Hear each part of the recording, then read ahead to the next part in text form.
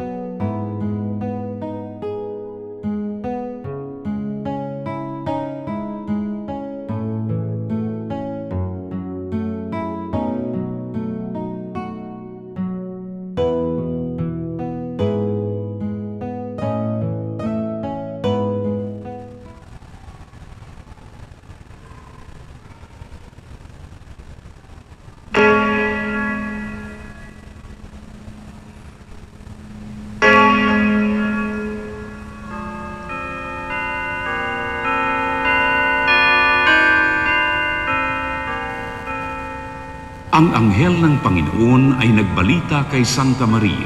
At siya'y naglihim ng dalang ng Espiritu Santo.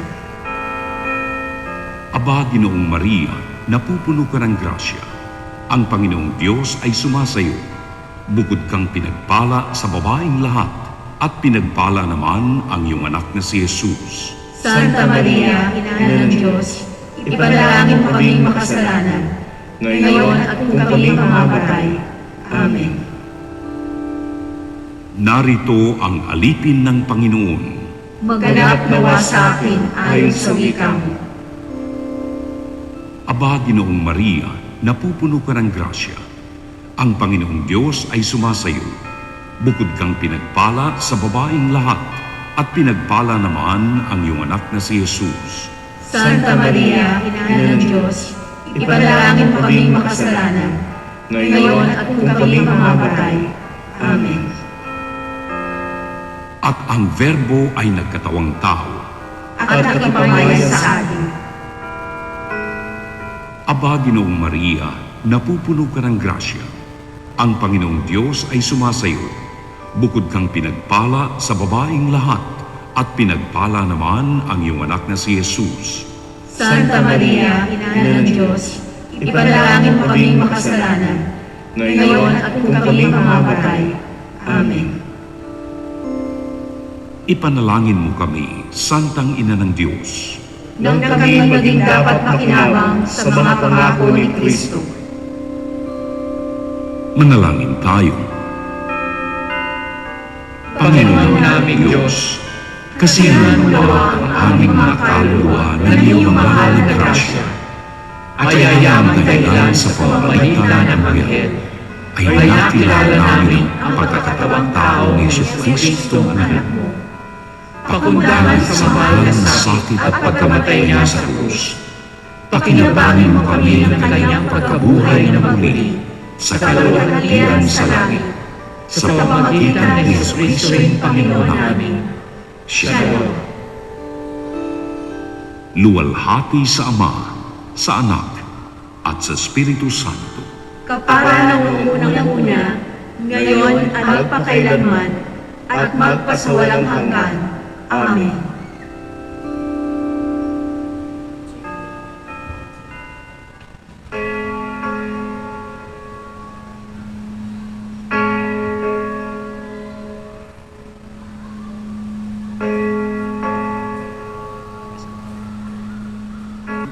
Magandang gabi po sa inyong lahat mga kapatid. Sa atin pong sama-samang panalangin, isama po natin ang intensyon ng bawat isang naririto ngayon, gayon din ang intensyon ng ating mga kapatid na sumasabay sa atin via live streaming. Itaas din natin ang pasasalamat ng Dantes and Salas family. Tayo po ay natitipon ngayong Martes na ika-31 linggo sa karaniwang panahon. Ang ating pong punong tagapagdiwang ay si Reverend Father Rene F. Paglinawan, OAR. Magsitayo po tayo.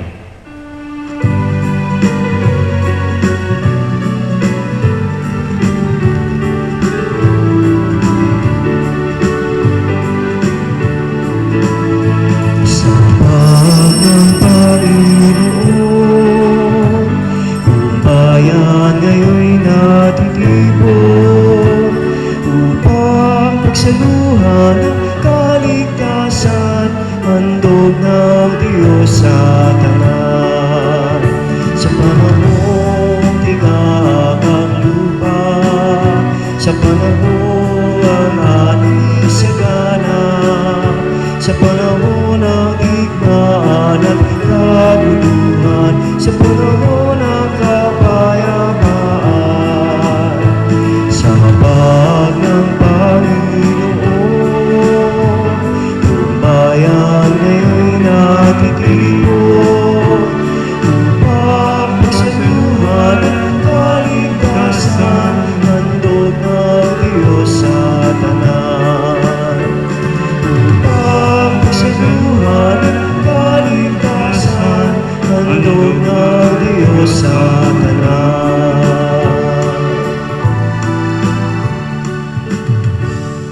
Sa ngalan ng Ama, at ng Anak, at ng Espiritu Santo. Amen. Sumainyo ang Panginoon. At sumainyo rin. Mga kapatid, aminin natin ang ating mga kasalanan upang kayo maging marapat gumanap sa banal na pagdiriwang.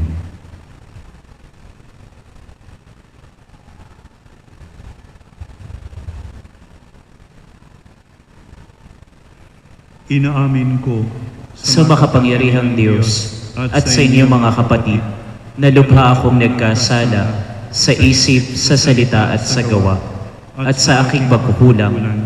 Kaya isinasama ka sa mahal na Birheng Maria, sa lahat ng mga anghel at mga banal, at sa inyo mga kapatid, na ako'y ipanalangin sa Panginoong ating Diyos. Kaawan tayo ng makapangyarihang Diyos, patawarin tayo sa ating mga kasalanan at patnubayan tayo sa buhay na walang hanggan. Amen. Panginoon, kaawaan mo kami. Panginoon, kaawaan mo kami. Kristo, kaawaan mo kami. Kristo, kaawaan mo kami. Panginoon, kaawaan mo kami. Panginoon, kaawaan mo kami. Manalangin tayo. Ama naming makapangyarihan, ang paglingkuran ka ayon sa iyong kasiyahan ay kaloob na iyong ibinibigay sa iyong mga hinirang. Gawin mong ang iyong mga pangako ay aming mapakinabangan ayon sa paraang iyong kinalulugdan.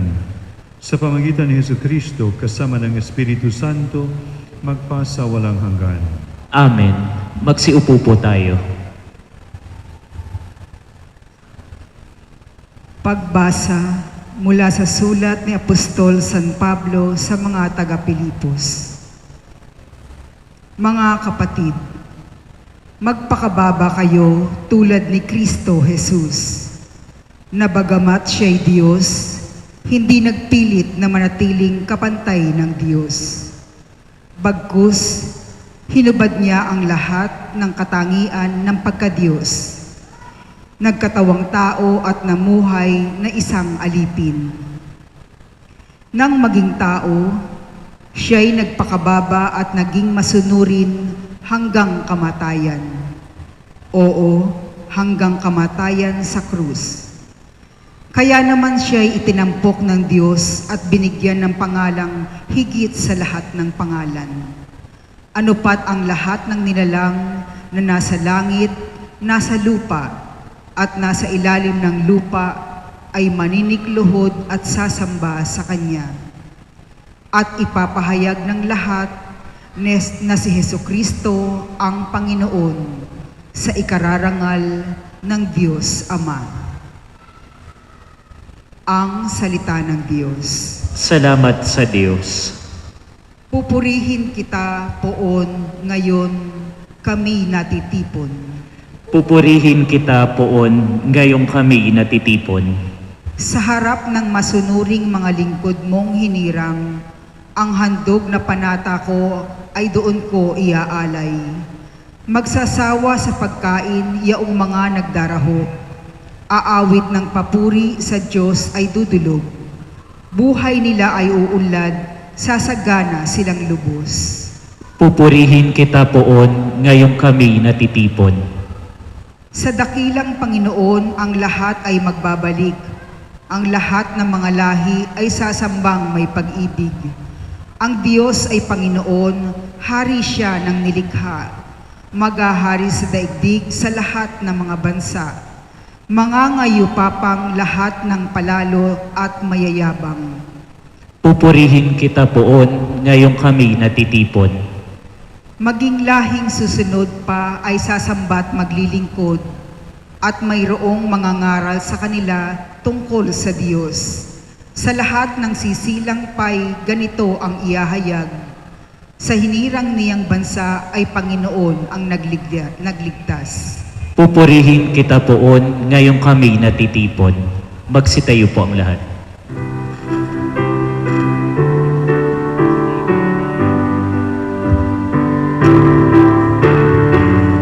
Hallelujah, Hallelujah, Hallelujah,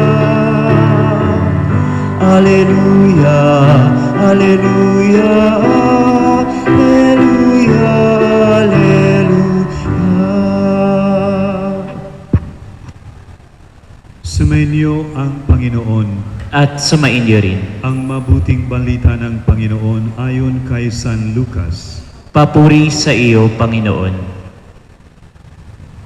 Noong panahong iyon, sinabi kay Jesus ng isa sa mga kasalo niya sa hapag, "Mapalad ang makakasalo sa hapag sa kaharian ng Diyos." Sumagot si Jesus, "May isang lalaking naghanda ng isang malaking piging at marami siyang inanyayahan. Nang dumating ang oras ng piging, inutusan niya ang kanyang mga alipin at ipinasabi sa mga inanyayahan, 'Halina kayo, handa na ang lahat.' Ngunit nagdahilan silang lahat. Ang sabi ng una, 'Nakabili ako ng bukid at kailangan kong puntahan. Kayo na sana ang bahalang magpaumanhin sa akin.' At sinabi ng isa, 'Nakabili ako ng 5 pares na baka at kailangan kong isingkaw para masubok. Kayo na sana ang bahalang magpaumanhin sa akin.' Sinabi naman ng isa pa, 'Bagong kasal ako, kaya hindi ako makakadalo.' Bumalik ang alipin at ibinalita ito sa kanyang Panginoon. Nagalit ito at sinabi sa alipin, 'Lumabas kang madali sa mga lansangan at makikipot na daan ng lungsod at isama mo rito ang mga pulubi, mga pingkaw, mga bulag at mga pilay.' Pagbabalik ng alipin ay sinabi niya, 'Panginoon, nagawa na po ang iniutos ninyo, ngunit maluwag pa.' Kaya't sinabi ng Panginoon sa alipin, 'Lumabas ka sa mga lansangan at sa mga landas at pilitin mong pumarito ang mga tao upang mapuno ang aking bahay. Sinasabi ko sa inyo, isaman sa mga unang inanyayahan ay hindi makatitikim ng aking handa.'" Ang mabuting balita ng Panginoon. Pinupuri ka namin, Panginoong Hesukristo. Magsiupo po tayo. Siguro nakakatanggap kayo ng minsan ng mga sulat galing sa kulungan. At kung tandaan ninyo, yung mga sulat na yon ay hindi talaga positive. Hindi talaga positive ang kanilang. Puro siguro reklamo, mihingi ng tulong, ganito, ganoon. Itong sulat ni San Pablo sa mga taga-Filipos na narinig natin sa unang pagbasa, ito ay sinulat niya sa kulungan. Nasa kulungan siya nung sinulat nito. Ngunit ang kanyang ang liham na ito ay puno ng kaligayahan. Gusto kong ipamahagi sa inyo ang aking kaligayahan, sabi ni San Pablo. At ang formula niya sa kaligayahan ay depende sa pagtingin mo, sa pananaw mo, sa outlook mo. Kung positive ang iyong outlook, hindi sa COVID, kung positive ang iyong outlook, ang resulta, ang outcome ay maging positive din. At sa ikalawang kabanata, 2nd chapter, naglagay siya ng mga huwaran na mga tao, mga example na dapat nating tularan upang ang ating kaligayahan ay hindi mawala anuman ang mga sirkumstansya ng ating buhay. At sa sulat natin narinig ngayon ay sinabi niya, tularan natin si Kristo. Ano ba ang attitude ni Kristo? Ang attitude ni Kristo ay nagpakababa. Siya ay Diyos, ngunit hindi siya arroganting, no? Nag-cling on sa kanyang kapangyarihan, kundi iniwan ito at naging alipin. Hindi lamang naging isang tao, kundi alipin.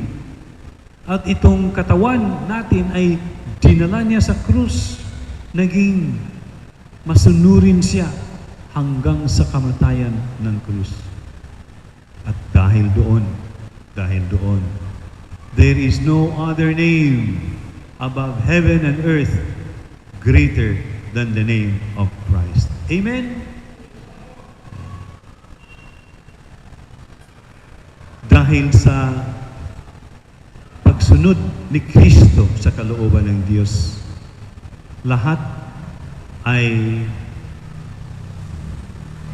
under sa Kanya. Lahat ay pinagkaharian niya. Siya ang hari ng lahat. Sa Ebanghelyo, ang mensahe rito ay ang unang mga inayayahan upang makasalo sa bangkete ng Panginoon ay ang mga Hudyo. Ngunit ayaw nilang pumasok. Tinanggihan nila ang imbitasyon. Kaya pinapunta ang mga mensahero, ang mga alipin, doon sa mga lansangan. Pinapasok ang mga pilay, ang mga bingi, ang mga may kapansanan, yung mga Hentil sa panahon ng mga Hudyo. Yung mga akala ng mga Hudyo, hindi karapat-dapat na maligtas ng Panginoon. Kasama na tayo doon. Hindi tayo Hudyo. Ngunit dahil sa laking awa at pagmamahal ng Panginoon, tayo ay binigyan ng pagkataon upang makasalo sa Kanyang piling. So, ano ang mensahe?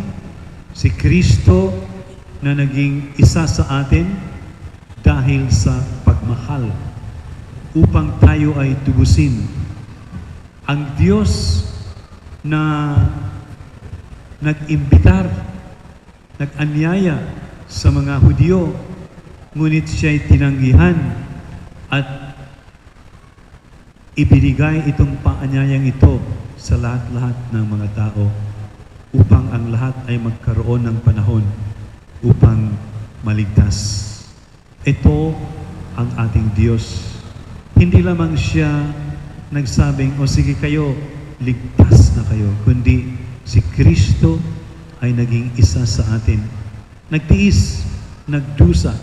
Alam niya ang ating pagtiis at pagdusa. Alam niya kung paano maging imigrante. Alam niya kung paano ang inuusig. Alam niya kung ano ang walang tahanan. Alam niya kung ano ang maging gutom. Ngunit para sa Kanya, ang pagkain ay ang paggawa ng kalooban ng Kanyang Ama. Magpasalamat tayo sa Panginoon sa napakalaking pagmamahal niya sa atin. Ang Kanyang pagsama sa ating pakikibaka, sa ating araw-araw na pamumuhay. At sana rin itong pag-ibig ito na natatanggap natin sa Panginoon ay ipamahagi din natin sa ating kapwa-tao. Magsitayo po tayo.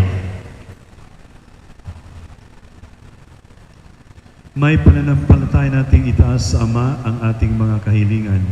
Siya na nagnais na tanggapin nating lahat ang Kanyang paanyaya sa hapag ng buhay na walang hanggan. Ang ating itutugon, Diyos ng lahat ng kabutihan, pakinggan mo kami. Diyos ng lahat ng kabutihan, pakinggan mo kami.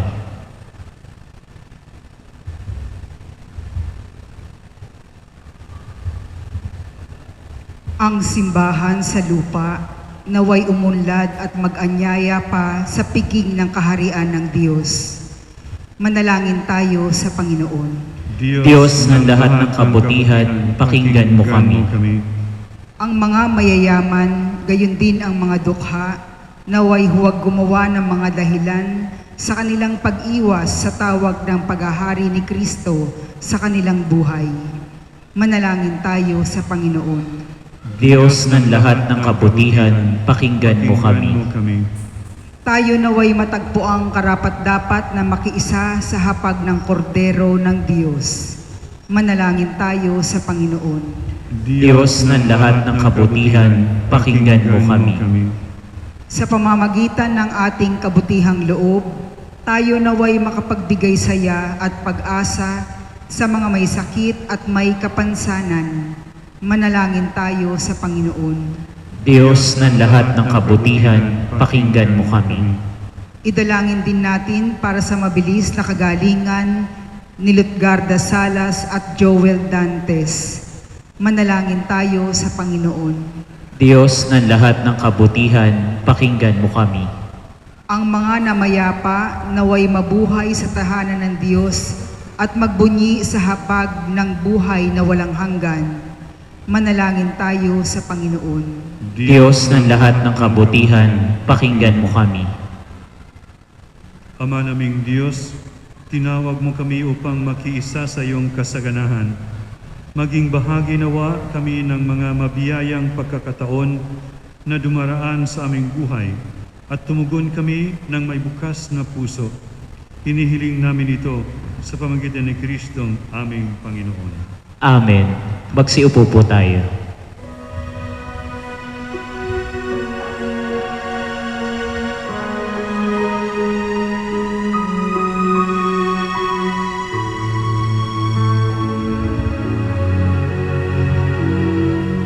Kunin at tanggapin ang alay na ito,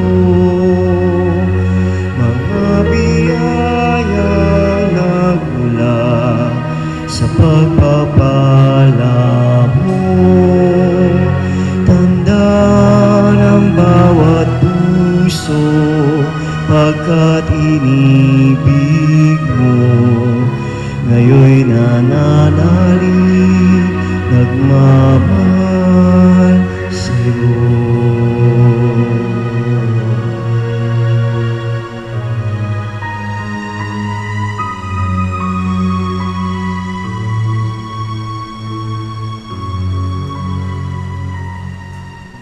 Magsitayo po tayo. Manalangin kayo mga kapatid, upang ang paghahain natin ay kalugdan ng Diyos amang makapangyarihan. Tanggapin nawa ng Panginoon itong paghahain sa iyong mga kamay sa kapurihan niya at karangalan sa ating kapakinabangan at sa buong sambayanan niyang banal. Ama naming lumikha, ang paghahain namin ito ay maging dalisay nawa at maging banal na pakikinabang namin sa iyong awang dakila. Sa pamamagitan ni Jesucristo kasama ng Espiritu Santo, magpasawalang hanggan. Amen. Sumainyo ang Panginoon. At sumainyo rin. Itaas sa Diyos ang inyong puso at diwa. Itinaas na namin sa Panginoon. Pasalamatan natin ang Panginoong ating Diyos. Marapat na siya'y pasalamatan. Ama naming makapangyarihan, tunay ngang marapat na ikaw ay aming pasalamatan. Sa iyong kagandahang loob, kami iyong ibinukod upang iyong maitampok sa kadakilaan mong lubos.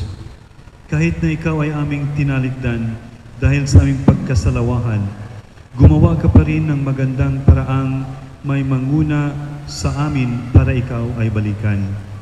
Kaya't ang iyong minamahal na anak ay naging isa sa mga taong hamak upang may kapwa kaming makapagligtas sa aming pagkapahamak at pagkaligaw ng landas. Kaya kaisa ng mga anghel na nagsisiawit ng papuri sa iyo nang walang humpay sa kalangitan, kami nagbubunyi sa iyong kadakilaan. Santo, Santo, Santong Panginoong Diyos na makapangyarihan, napupunuan langit at lupa ng kadakilaan mo, o sana sa kaitaasan, pinagpala ang naparirito sa ngalan ng Panginoon, o sana sa kaitaasan.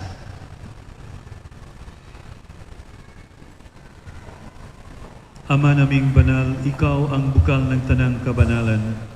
Kaya't sa pamamagitan ng iyong Espiritu, gawin mong banal ang kaloob na ito, upang para sa amin maging katawan at dugo ng aming Panginoong Jesucristo. Bago niya pinagtiis ang kusang loob na maging handog, hinawakan niya ang tinapay, pinasalamatan kaniya, pinaghati-hati niya iyon, iniabot sa kanyang mga alagad at sinabi, "Tanggapin ninyong lahat ito at kanin. Ito ang aking katawan na ihandog para sa inyo."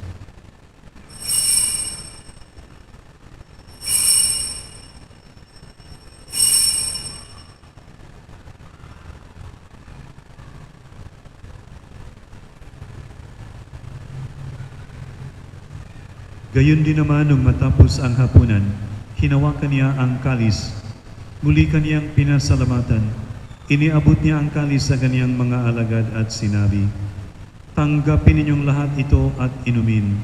Ito ang kalis ng aking dugo, ng bago at walang hanggang tipan. Ang aking dugo na ibubuhos para sa inyo at para sa lahat sa ikapagpapatawad ng mga kasalanan. Gawin ninyo ito sa pag-alala sa akin."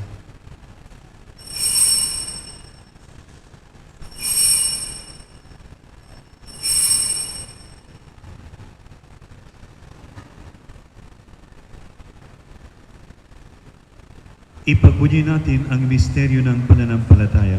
Si Kristo'y namatay, si Kristo'y nabuhay, si Kristo'y babalik sa wakas ng panahon.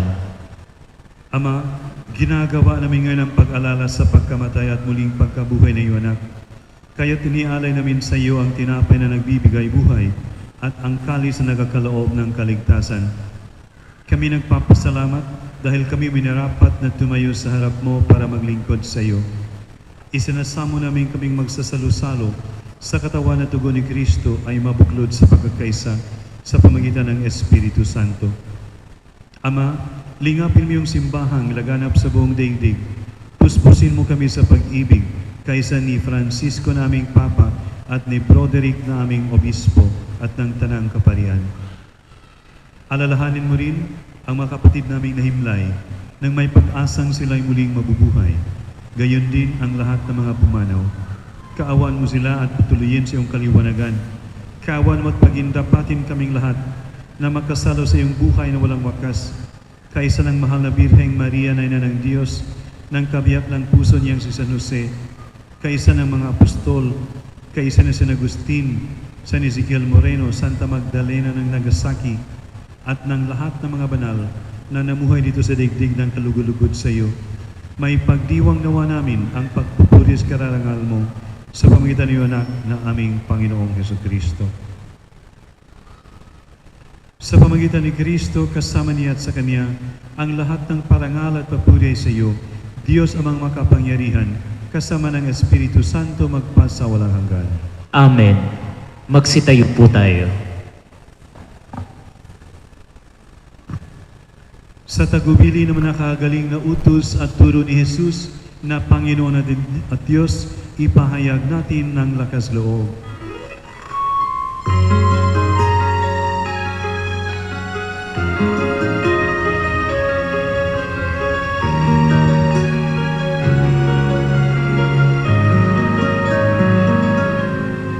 Ama namin, sumasalamat ka, sambahin ang ngalan mo,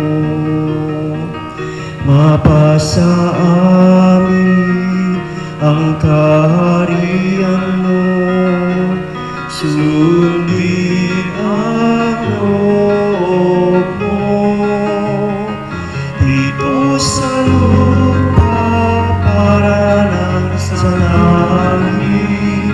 Bigyan mo po kami ngayon ng aming kakanin sa araw-araw at patawarin mo kami sa aming mga sala para mapatawad namin sa nagkakasala sa amin, at huwag mo kaming ibahin dulot sa tukso, at iadya mo kami sa lahat ng masama. Hinihiling namin kami adya sa lahat ng masama, pagkalooban ng kapayapaan araw-araw, iligtas sa kasalanan, at ilayo sa lahat ng kapahamakan, samantalang aming pinanabikan ang dakilang araw ng pagpapahayag ng tagapagligtas naming si Jesucristo. Sapagkat iyo ang kaharian, ang kapangyarihan at ang kapurihan magpakailanman. Amen. Panginoong Jesucristo, sinabi mo sa iyong mga apostol, kapayapaan ang iniiwan ko sa inyo, ang aking kapayapaan ang binibigay ko sa inyo.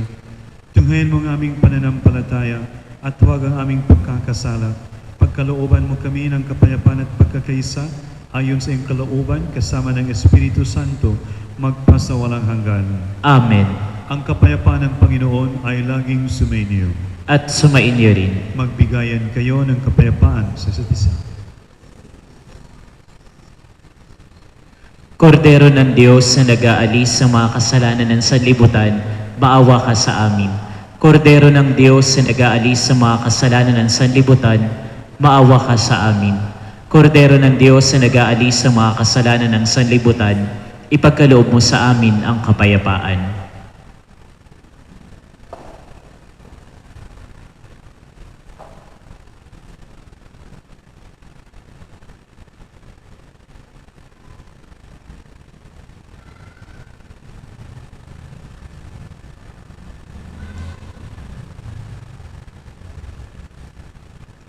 Ito ang kordero ng Diyos, ito ang nag-aalis ng kasalanan ng sanlibutan.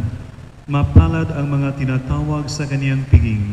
Panginoon, hindi ako karapat-dapat na magpatuloy sa iyo, ngunit sa isang salita mo lamang ay gagaling na ako.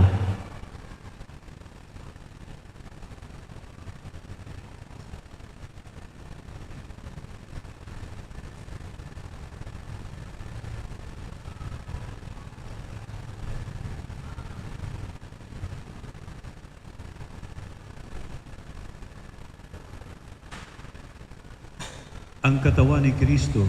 Amen.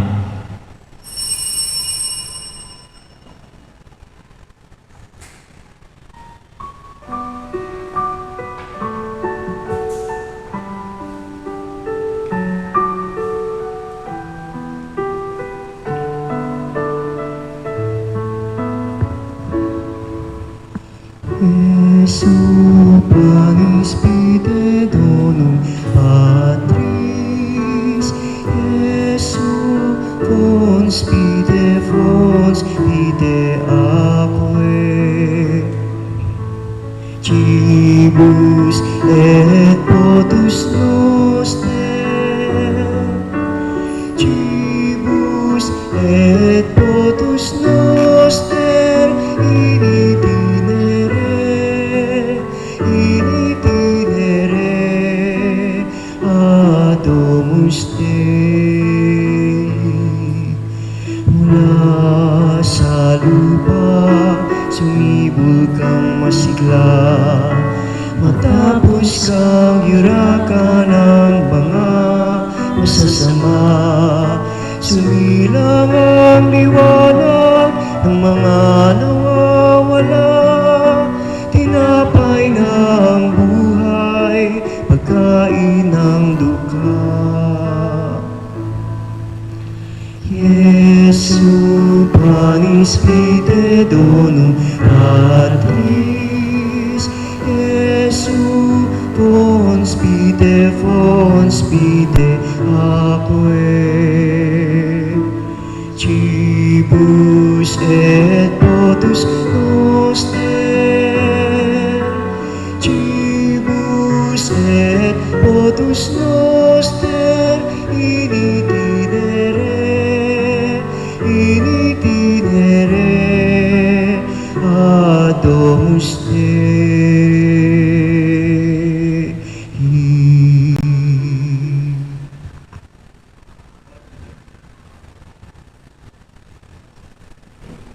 Magsitayo po tayo. Manalangin tayo.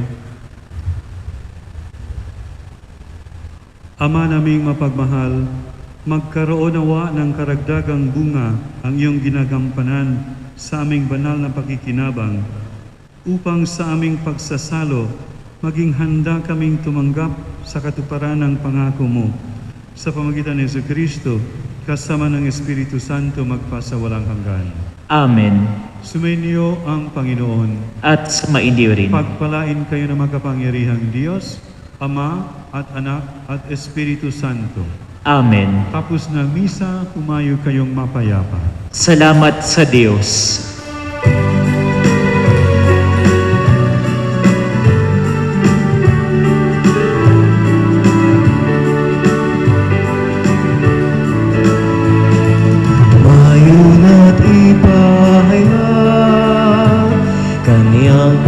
pagkalingat abad, sa buhay pag-ibig at katarungan, tanda ng kanyang kaharian. Sa panahong tigang lupa, sa panahong ang ani sagana, sa panahon ng digmaan at kaguluhan, sa panahon ng kapayapaan, mayon at ipahayag kanyang pagkalingat abad, sa buhay pag-ibig at